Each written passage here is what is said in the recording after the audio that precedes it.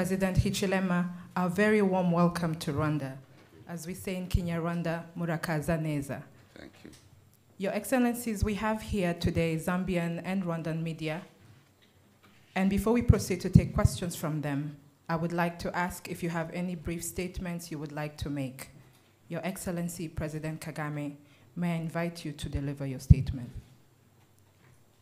Excellency President Hakainde Hichilema, President of the Republic of Zambia, Honorable Ministers, senior officials, distinguished ladies and gentlemen, I would like to take this opportunity once again to welcome President Hichilema and his entire delegation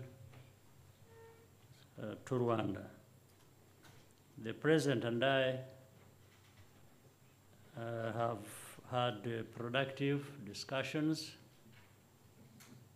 over the years. Rwanda and Zambia have forged strong bilateral relations, and we have made good progress in the implementation of several partnership agreements.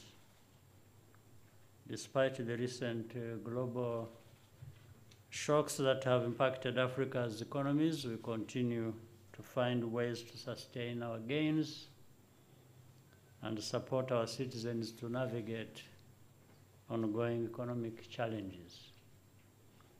Both Rwanda and Zambia have a relatively young population that is full of energy and talent. We want to work together with the rest of the continent, as well our partners, to invest in these young people in order to ensure a more secure, sustainable, and innovative Africa. Once again, President, welcome to Rwanda. I look forward to attending the Inclusive FinTech Forum with you later today to hear from and have interactions with experts and share ideas and insight with one another. I thank you all. I have the honor of inviting you, President, to give your remarks. Mr. President, thank you very much for receiving us well here in Kigali, Rwanda. Since we arrived, hospitality has been very good. But on a more substantive matter, to just echo your words, Mr. President, that the two countries have had a long relationship, many years of working together in different areas, and we are very delighted that today we are here to further that relationship, to grow that partnership. The people of Rwanda, the people of Zambia, who we work for,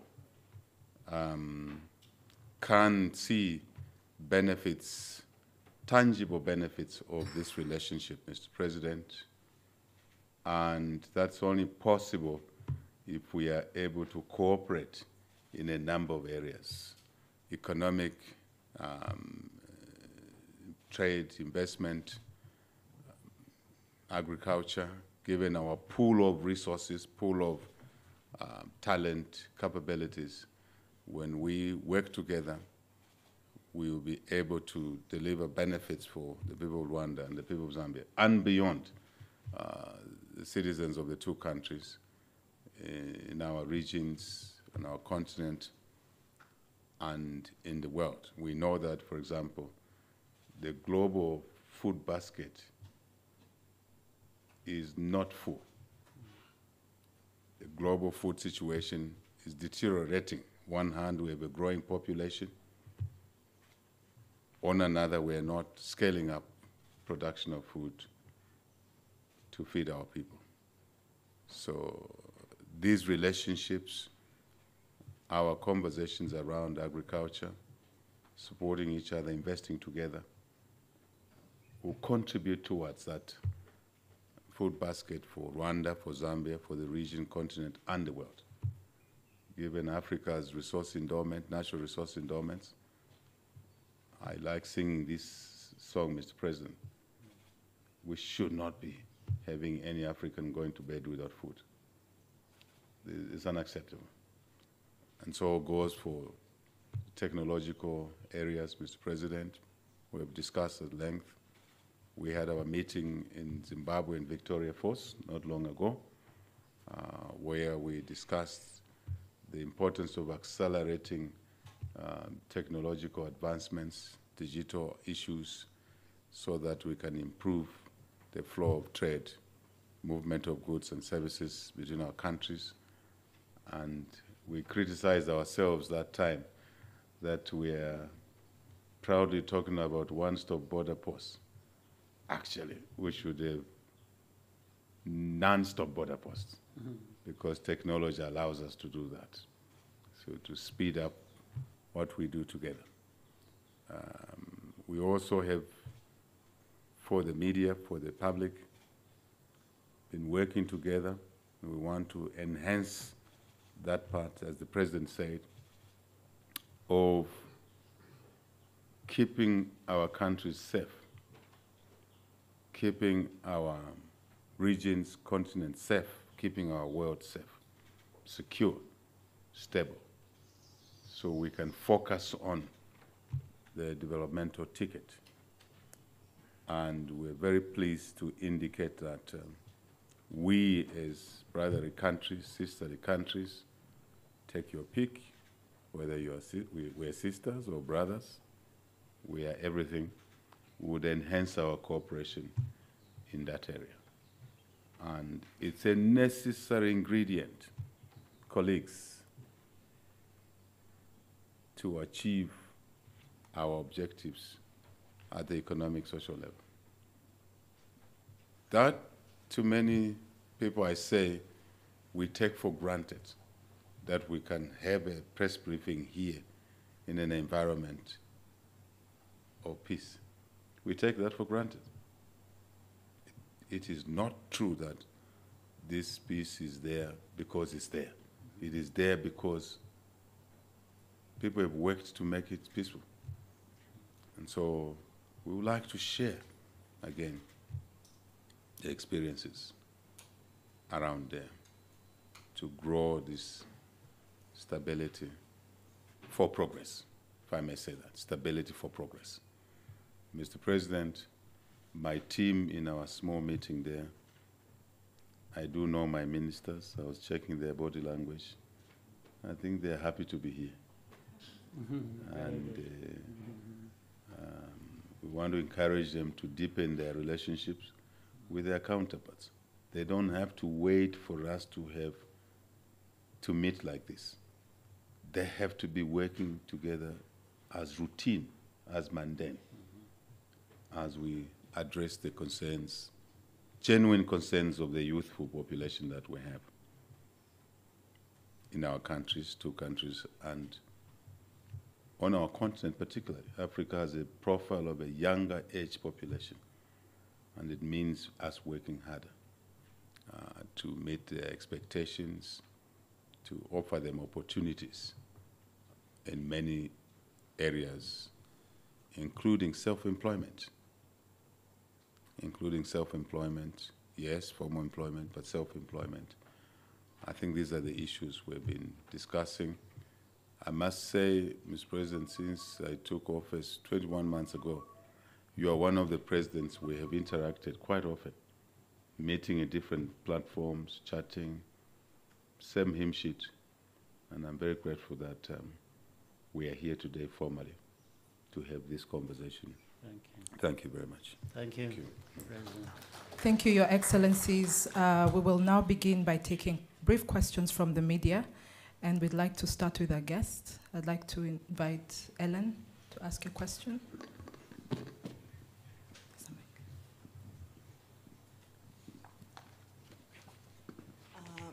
Good afternoon, Your Excellencies. My name is Ellen Hambuba from Zambia National Broadcasting Corporation. My first question goes to both Your Excellencies. Now, a number of MOUs have been signed between Zambia and Rwanda aimed at enhancing economic cooperation. What is the latest in as far as implementing these MOUs? Secondly, my other question goes to President Hakainde Hichilema. I know that there are talks of a debt restructuring deal which is coming up next week. How hopeful are you in terms of, with regards to actualizing this particular deal? Thank you so much, Excellencies. President, you may go ahead first. Mr. President, I believe you can answer for us, at least the first part. The first part. Yes, the first part, well, where we are, the MOUs have had the different agreements. I think here you seem to be aware of them. But the President and I agree the agreements that are there become important only at that point when we start implementing them. I think on that we are fully agreed. We don't have agreements for the sake of having them. So at this point we are having a discussion that we need to see actual implementation and results. And that's why the President kept insisting on the constant and effective interaction between our officials and even citizens who should be enabled to do whatever they wish to do in both countries. And the flow should be without any limit of the movement of people, the movement of goods, the services that should cross borders. I think that's where we are at really, and that's the most important thing. Maybe next time we meet, you would be right also to ask, give us specific results in each area. And we should be able to give you actual numbers to reflect what has been done. So, more discussion, better discussion next time. Thank you, Mr. President. I think you have captured it all. I think, Ellen, the answer is very, very clear, focusing on implementation, roadmaps. I think that's what our two teams will be focusing on going forward. But we also want to acknowledge that sometimes delays are there for different reasons, but those reasons will not be the ones why we don't achieve progress. Also to indicate that one of the things we want to see in our countries is to really have a shared vision, not just staying with the leaders, but with our senior people, cabinets, the civil servants, public servants down there, and I dare say the media, so that we have national agendas. And once we enter into an MOU, the particular leaders like the two of us, President Kagame and myself, it is taken in by the rest of the machine. When I say the machine, I'm not being derogatory, I'm talking of the institutions, the capacity, so that even when the two leaders are not there, because we sign MOU on shared, based on a shared vision, things will happen. this is what African countries need to learn from advanced countries, if we have to learn something. And we always can learn something from each other. That in many countries that have done well in the world, East or West, there's been consistency. You know, acceptability of this is what we want as a country.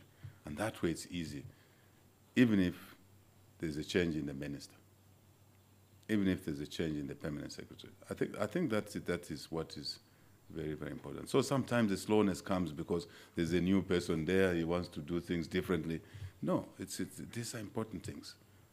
So thank you, Mr. President, for that. But the debt issue, Ellen, I would rather we preserve our time here on the issues which we have covered in our meeting, except to say that it's our desire to conclude the Zambia debt restructuring. And I know why you have asked the question. From here, I'm proceeding to Paris. And one of the key things there is to seek closure. It's been hanging on for too long. I said to President Macron when we met last time, I visited him, urging him to help us together with China, because there are two chairs under the common framework to close the debt. We've been talking for too long. I said the debt, yes, we inherited it, but again, governments are institutions, they live on. So we have to deal with it. So I use an example that the debt we are faced with is like a python, crippling us in the neck, the ribs, and the legs. So we want this python rolled out of our body as a country. And then we have the capacity to implement the things that we've agreed with the president here and the people of Rwanda, because capacity will be released and not focused on the debt legacy. Thank you. Thank you, Your Excellencies. The second question will be from the Rwanda Broadcasting Agency. Thank you. Good afternoon, Your Excellencies. My name is Sam Kalisa. I work for RBA. And my question, Your Excellency Hakainde Hichilema, you visited the Kigali Genocide Memorial and have witnessed the history of our country. And both of you, presidents, have committed to intra-African cooperation and learning from each other. And my question is, if you'd share with us, both of you and the people of our countries, moving forward, what will be the key areas of collaboration between our two nations and key lessons that we can learn from each other? Thank you. May I take it? Yes, please. Yeah. Thank you for that question. Again, we're very grateful to my brother here and the people of Rwanda for creating that space in our program to go to the memorial site, museum. Tragedy. It's a tragedy. It's a human failure. Not just in Rwanda, but an indictment to all of us, because the facts around what happened there are such that as humanity we lost it. I say so because the signs were there early on, very clear, that this is where it would go. We didn't take the necessary steps, hence what is reflected there. So I think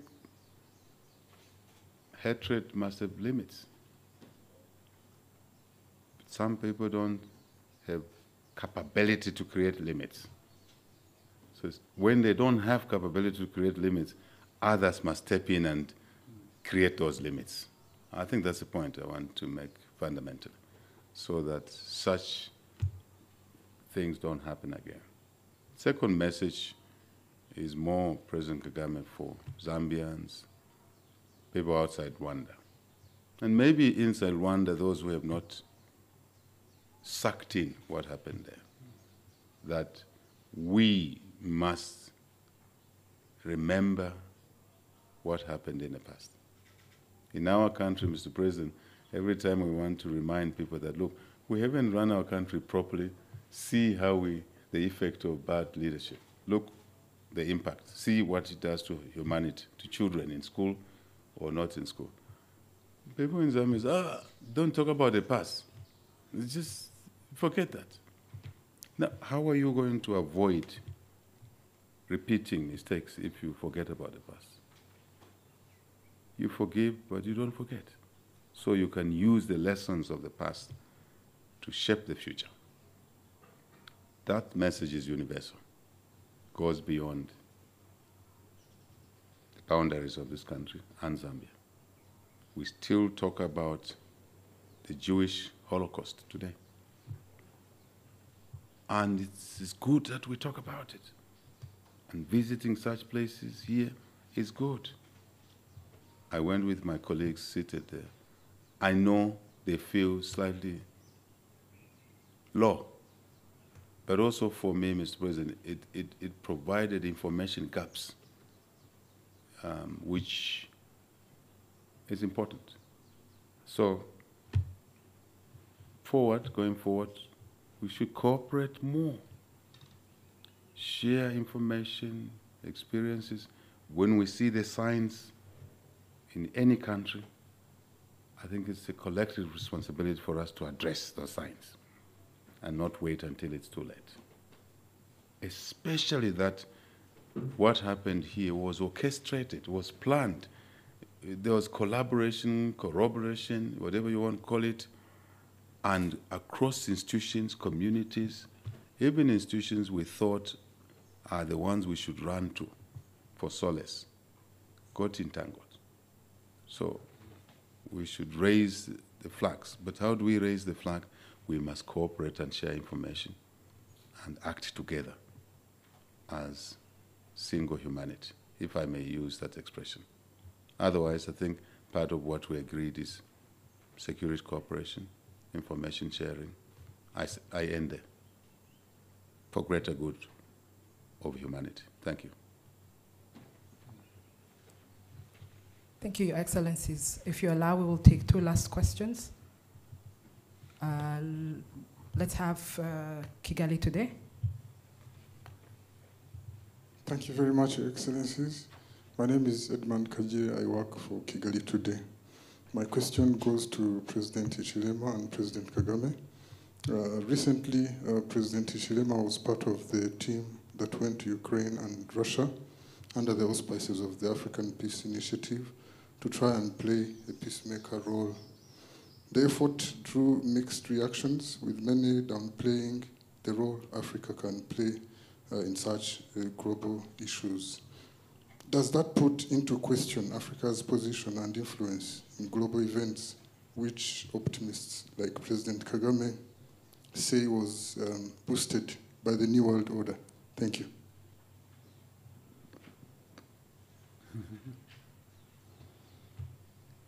President, I'm wondering, I was thinking whether we should waste much time talking about Russia and Ukraine here and not just concentrating on our bilateral issues and through that continental matters of our development. And the only thing I can draw from that, this conflict, which has had many consequences that have gone beyond that geographical space and affected those of us, say, in Africa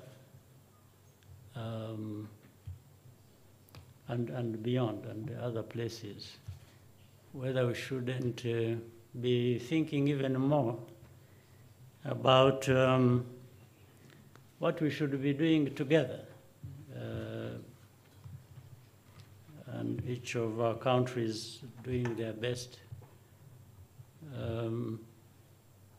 to make the kinds of investments that will enable us to survive no matter what conflict in other places. As of course we wish to have no such a conflict, so even to end them where they are. but to primarily survive the consequences of that. For example, everyone has heard of shortage of grains, of fertilizer, or all kinds of things that we need for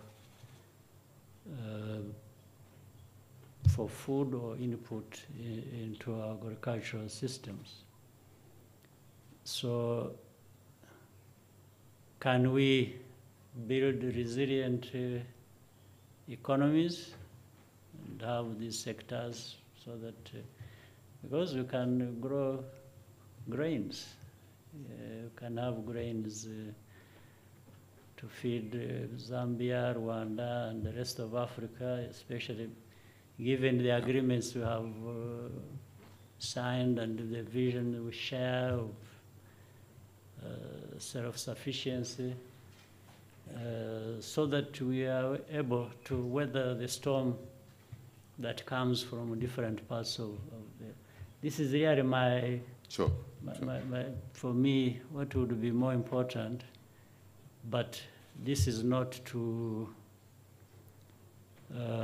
sort of belittle or minimize the importance of the effort. You, the leaders of our continent, attempted to contribute to the peace that is required in that part of the world, but also benefiting the rest of the world. Yeah. But I think putting them in terms of hierarchy, for me, the other one is more important, because even if you solve this problem, it doesn't matter that there is likely to be another conflict somewhere else. As we have seen, I'm talking as a student of history, or an observer who sees what happens in real life. So instead of running after one problem and trying to address it, which is necessary to do whenever that is required, but more important, running after these efforts to prevent by creating resilience in our governance, in our economies, in our productivity, and I think this is where, yeah, but it doesn't stop people trying to do something whenever and wherever they can to try and bring to an end any conflict like that. Even before it affects our economies, it consumes people's lives in their thousands, and really causes tragedies and devastation. But so I'm not sure. Well, the journalist is doing his work, but as leaders, we have to do our work also. Indeed. In terms of educating some of these journalists. Just to add on a little bit to what the president, yes, what the president has said, I agree with his responses, but just a little additional dose there is that it is true to say that conflict anywhere affects everyone else. It's very true to say so. And the distortions that it's having on, for example, that conflict on our own domestic economic management issues, imported inflation. I think that's why the president talking about developing capacity and capability to withstand those shocks. But certainly there is an impact on our continent. Some countries, Egypt imports close to 10 million tons of grain from Ukraine, Russia, and fertilizer affects a number of us, and fuel prices. So in that context, I think conflict anywhere does affect all of us in one way or the other. And we prefer to have less conflict. Yes, conflict will be there, but we prefer to have less conflict amongst ourselves anywhere in the world. One other matter which is important is that if you look at the Second World War, Second World War, it starts with one or two nations. Then the proliferation of that conflict sucks in the whole world. And one of our concerns is to make sure that a situation like that could evolve in addition to loss of lives, property, dislocation, migration, children who are taken away is not good enough. But we're still, you know that the two conflicting parties will have those who support them, and that could suck them into the war. And let me say it here. What if someone pulled a nuclear button? Would perish, isn't it? I think we need to see, for the journalists now, the President touched on a very important thing, but I'm just adding for you, given that you are the media and you spread these issues, that the world could be sucked into a very difficult situation. And I think it's important that we all talk against conflict, not singling out, exorcising a particular person. That's for inside the rooms, but outwardly there.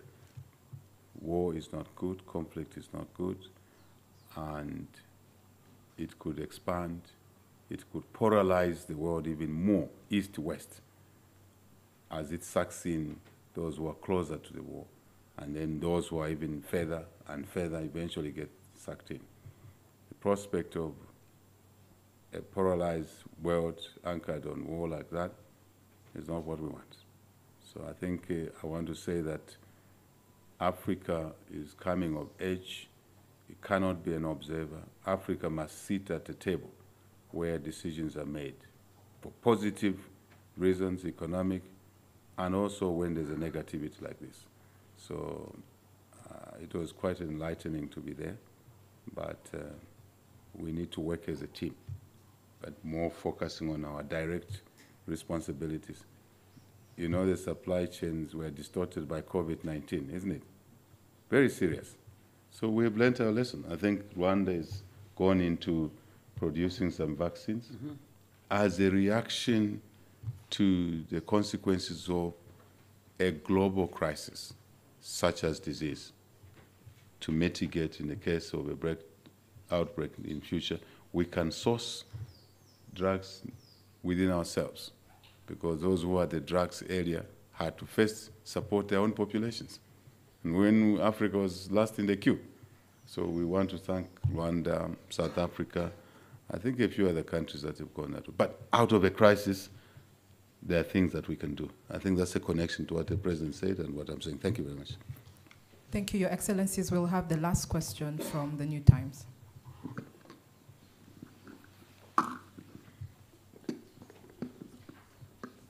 Thank you, Your Excellencies. My name is Edwin Musoni from the New Times. President Paul Kagame, 20 years ago when Rwanda embarked on investing on broadband technology, Yes. Edwin Musoni. That's the Zambian name. The Zambian name, my friend. Oh, it's an honor. Did you borrow a Zambian name? We are one Africa. Or you share Yes. them? Yeah. Share the names. Yeah. Mr. President, 20 years ago when Rwanda embarked on investing in broadband technology, the country was heavily criticized. It was referred to as a luxury investment. Today, you are at the center, Rwanda is at the center of hosting tech forums, like the ongoing FinTech Forum. How has the journey been beneficial? And maybe from your answer, can we also get to know what are some of the benefits of digital innovation and FinTech that Africa has to offer to the rest of the world? Thank you, sir. Yeah, before I answer, would you take care of, I think these two people in front here, it's a bonus for them. Thank you, sir. Just a moment, but I mean, We'll take you right after. somebody's is asking what they already know. And just asking me to tell him what he knows. No, even if I, narrated the story of where we came from, I'm sure you are aware, where we came from was, yes, somebody might have thought that it is luxurious to invest in digital technologies at the time. But our answer to them then, which is absorbed by what is happening today, was that first in our country, in the old days, about 20 years ago, for example, it was difficult for us to prioritize because everything was a priority. So we were able to tell them, we are not investing in digitalization while depriving other sectors of resources. But we are doing that so that this can be complementary to other things we are doing.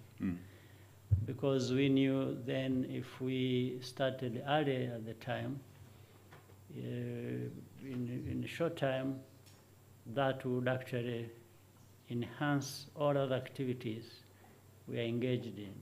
It would support education, it would support agriculture, it would support, name it. So that's why we thought there was no conflict. And indeed, we've been proven right that there was no conflict, but rather it accelerated what we intended to do. Of course, the question is originating from the very fact that at that time we had everything as a priority. We also had the very difficult situation where it was limited resources that we had to put to all these issues we had to address. So I can understand somebody from afar or not so close to the issue or understanding that they would think we are putting a penny in digitization at the expense of growing food for people to eat. So we were able to bridge that gap by saying, no, what we are doing actually is also going into enabling people to grow food or to earn money or different things. So the fact that we are having today this FinTech forum is, speaks for itself, not only for the journey we have traveled as Rwanda, but also the continent, in actual fact. The whole continent has grown in that sector alone, but has also benefited from other sectors growing off of that effort. The fact that people will be discussing and showcasing what is possible or what has been achieved across the continent. It's not just Rwanda. We are the hosts. We have our own small part we have contributed. But really, when you look at country by country across the continent, you will find that some countries have been growing very fast based on, and in fact, the theme of the discussion is about inclusivity. Precisely, that is it's a reminder that we're talking about technology, we're talking about so many things that require so much, both intellectual and resource inputs, but it doesn't make sense if it is not uplifting the standards of living of our people, which would benefit only a few people here and there, but if you are uplifting people, then those in the business will actually even benefit more. Absolutely. So there is a lot to learn from that journey and how it happened, but there is even more to learn from how other countries have gone around about it and even benefited from it as much as we know. So that's what I can say. Thank you. We will now have a question from Bloomberg and then followed by Anangwe. My name is Noreen Ndiro with Bloomberg. I have a question for President Chilema, which is a follow-up on debt restructuring. You said you'll be heading out to Paris. I'd just like to find out, what do you think your presence in Paris or the significance of your presence in Paris will have in expediting closing the debt restructuring deal? And what significance or impact will it have on the Zambian economy and the people of Zambia, bearing in mind that IMF has said it will only release the 188 million funding if the debt restructuring deal has been closed. And to President Kagame, President Chilema previously spoke about security, peace and stability in the region. And we know that northern Mozambique has been having issues. Rwanda has sent troops together with SADC, which is part of Zambian troops. I would like to find out from you, from the reports that you've been receiving, do you think that stability is resuming in the region and business can begin to resume? Would you say companies like Total can resume their projects? Thank you very much, and thank you for allowing the time. President, you may wish to go. Thank you, Mr. President, and thank you to the question. Just to tag on very, very briefly on the question that you got from our colleague on the digital side of things. I think to support what the President said, to take one example, back to the COVID days. How did we keep our kids learning during that COVID restrictions? It was e-learning, isn't it?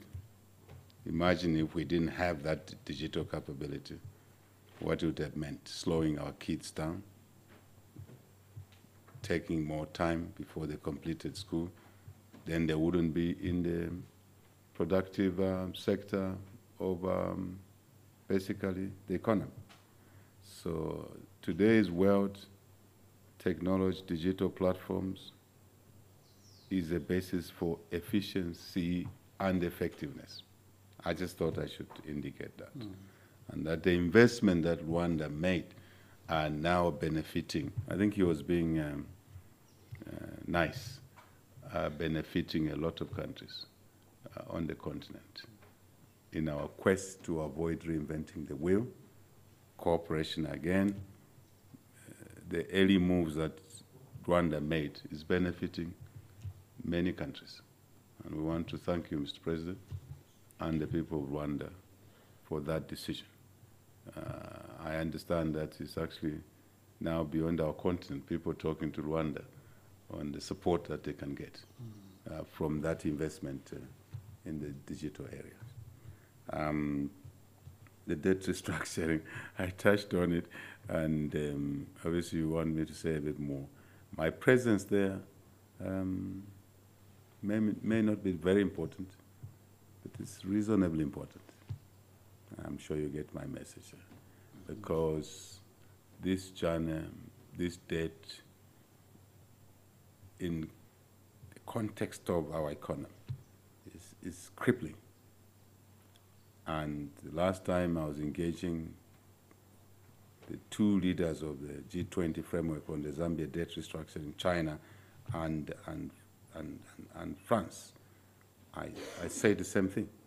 We can do many things, like the president said about the decision to invest in digital, and that everything was a priority. For us now as Zambia, everything will be negatively impacted if we do not have a debt resolution. We simply have no headroom. Even the things we are doing in Zambia right now, my cabinet colleagues will tell you, it's just that we are a bit ingenious, thinking outside the box. It would have been difficult to deliver free education, which we have done since we took office, for every kid that needs to be in school to be in school. Yet, the resource envelope has been conscripted in the Python example I gave. Many other things, I don't want to waste our time, we have done outside the box. But when we have the debt restructured, it will help release revenues that we can even implement the MOUs that we wish to implement. So the point I'm making is that the presidency and our finance team and foreign minister seated there, with all and other cabinet colleagues pulling as one unit to get this python out of our body. And it is a desire that my presence there, in a small way, will inject a little bit more sense of urgency. We're already behind schedule, given that we've had to network in this manner. And I think it is in a good example. When you have a crisis, it's important to work as a team, one team. President to do his part in the Rwanda situation. The Minister of Finance here will do his part. Minister of Foreign Affairs will do their part. Agriculture, everybody. That's the story of our debt issue. And mind you, our debt restructuring program is being used as an acid test, if I may use that expression, as an example. Then we hope that the pain we've gone through can alleviate the pain of other countries that are in a similar situation, because the framework we will agree, hopefully we should agree this in the next few days, then can be rolled out to assist other countries in similar situations. So we have to carry the can so we can reduce the pain for others. That's what a community means. So I think I've captured your question of how valuable it is, and going forward, why my presence and the presence of others. Mind you, President Macron will be there, Prime Minister of China will be there, and it was agreed that the three of us must stand side to side in the next 2 days. Thank you. I'm sure you can interpret what that means. Thank you very much. And quickly, let me summarize what the question that was meant for me, and that is on security and stability in Mozambique, an area where we have a mission to work with the Mozambicans to secure the area that was affected, which is mainly the province of Cabo Delgado. I should say, largely, the problem has been addressed. We are seeing progress in terms of large numbers of people that had been displaced being able to go back to their villages and homes and starting the activities as they should. And yes, there has been presence of our troops from SADC, deployed in different parts of that area, and together that security and stability aspect has returned because of that. And so economic activities are beginning to pick up. including, I have heard, even those who are making investments there, like Total and others, are already thinking of resuming the activities. Of course, there may be one thing here or another there that needs to be put out of the way before they fully resume. But I think that is being enabled by such a collaborative efforts around the provision of security and working together with the host country, and each one playing their part, but together we see a lot of progress. I should say, let me say maybe 80% of the problem has been addressed. The 20 might be small or big depending on the number of circumstances, but that needs to be cleared as well. So maybe brief and we are done. Thank you. My name is Eugene Anangwe with CNBC Africa. President Hichilema, I wanted to ask, you mentioned about trade, and with trade comes the use of currencies. The conversation around de-dollarization is gaining momentum. And President Ruto has said we need to trade using local currency as Africans. I want to understand from you as chair of COMESA, is this a shared vision at COMESA level? President Kagame and both of you, on the issue of visa on arrival, that was a great thing, but visa-free would be much better for both countries, I believe. I wanted to know what is causing it not to be announced. If it was not part of your talking points, could it be sneaked in, that we could have an announcement that there's visa-free for the citizens of both countries? Thank you so much. Thank you. You want to? Yeah, I can go. Sure. Yeah, thank you, if you allow me. So you can close the trade. Yeah, I always like to tag trade to connote investment as well, because trade arises from investment. So now the issue is that the dollarization is a subject of conversation, but not in isolation. The real issue is that the African economies, starting with our regional economies, SADC, East African Community, we would like to integrate more. Even the issue, I know President will address that visa issue. That's part of the elements of the things that are slowing us down. Regulations, platforms, technology, again, back to technology. Are we able to talk to each other? Businesses able to talk to each other when goods move across. So to encapsulate it, the Africa Free Trade Area initiative really is also anchored on existing efforts of, say, COMESA. COMESA, before the FTA, the African Free Trade Area initiative, was the largest trading bloc on the continent. And it has experienced a lot of things, using those experiences, good and bad.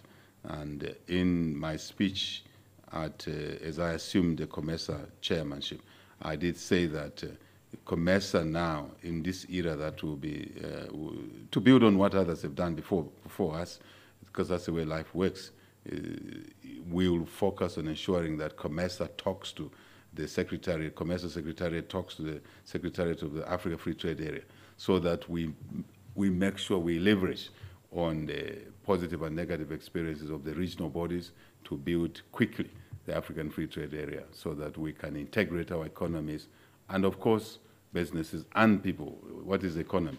It's people, micro level, human beings, micro level, then the macro level. We bring, I'm being summarized here, we bring all of that together. I see from your question that you have knowledge of the field. So we can bring these facets together much quicker. And for what? To basically help improve our economies, Africa economies, including the benefits that will flow to people, jobs, business, supply chain, value addition, all of that stuff. And the realization that Africa cannot be trading with each other through third parties. And this is a tendency on our continent. Before President Kagame to come to Rwanda would have had to go to maybe Dubai and then fly to Rwanda. So we want to clean up these distortions. Direct flights, road network, rail.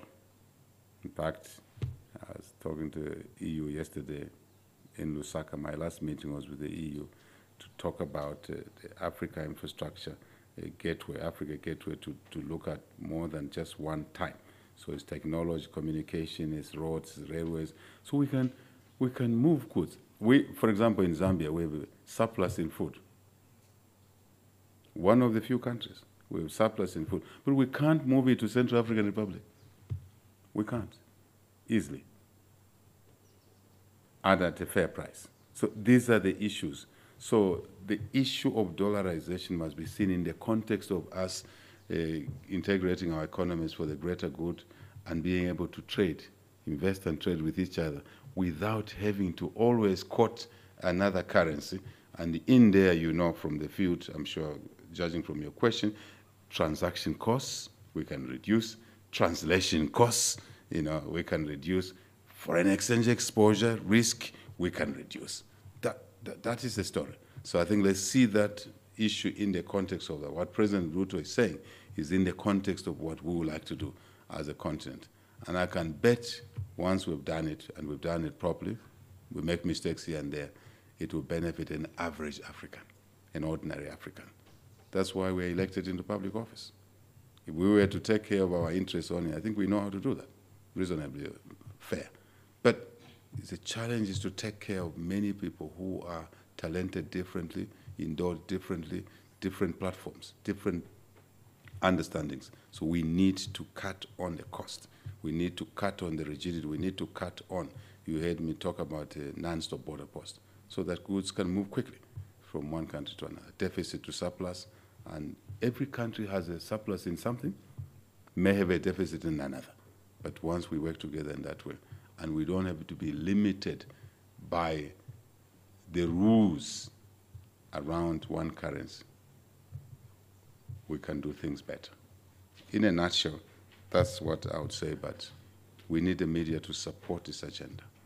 But I must also say that the best integration is one which delivers benefits to all the participants, not to one or two only. Because in the end, people start complaining. Those where the benefits are not flowing, they start seeing no value. And I think that's the challenge now we have, the technical inputs to structure this thing properly. I'm sure you're aware that we are talking over an Africa clearinghouse, financial clearinghouse. We don't have to go through to Manhattan in order to do a transaction between Rwanda and Zambia. That's where we are going. Thank you very much. Well, before I come to the point you asked me directly, adding to what His Excellency Hichilema has just said, or what President Ruto said, what they are saying is very important. But I would add,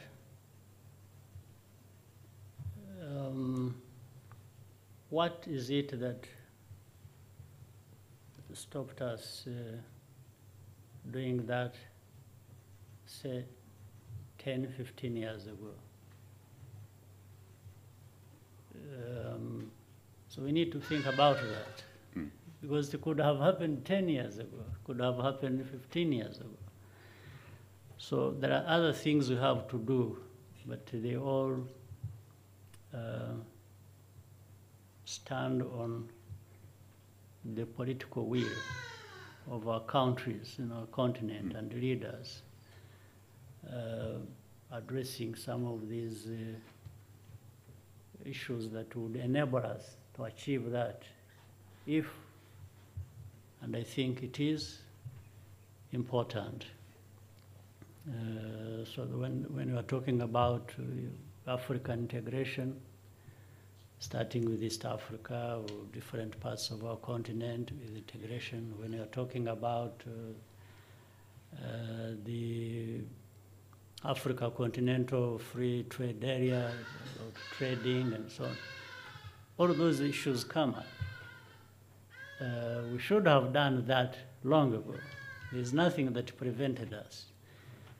Yes, but at the same time, when you are trading and you want integration across the continent, you must address these other issues, and part of which you have raised.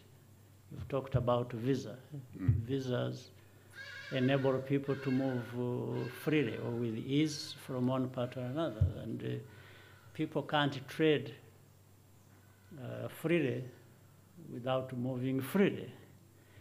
You also have to think about, indeed, that trading, fine, but through what currencies? So it brings up the question of the dollar. And the president explained it very well. If you have to move around before, it's like you take a journey from here when you're going to Zambia, but you first go 5,000 kilometers. You make 5,000 kilometers and then you go around and come back. When it is just a few kilometers, it is 2 hours from Lusaka to Kigali. Yeah. That is still happening, by the way, in the area of telecommunication. You don't see it, but do you know that the traffic, when you are calling somebody from here to Zambia, the traffic takes another flight all around and then arrives. But with cost, additional cost. of course, every Yeah. that route, everybody is taxing on the way. You are going through roadblocks, and everybody is having, so it ends up there with so these are things that are happening. These are real. But the ways to address them are there. We know them. We have known them for very long. So we have to address a number of other things before we arrive to the very important matters you have raised. So visa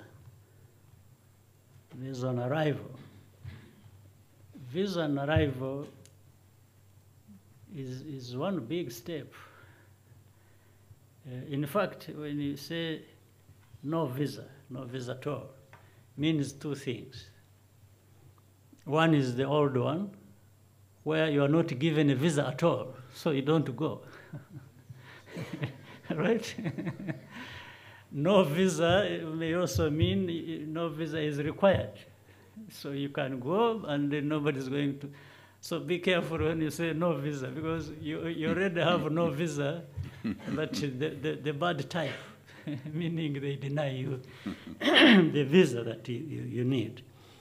So visa on arrival was a huge improvement because initially we had complications for anybody to get a visa. Or if you get it, it is very expensive. So visa on arrival means you are free to move and go to a place you want to go to. Only that visa either for record purposes, that is a stamp at the airport where you have arrived, or maybe they tax you. You pay, I don't know how much. Depends maybe from country to country, either $10 or $50. So the best situation is that one which you said. If you come from Kenya or Zambia or from where, and you arrive here, you just identify yourself, show who you are, where you've come from, and move without having to say, when is the visa? Every step there is a problem. I'm sure you have heard of, in fact, either you pay for visa twice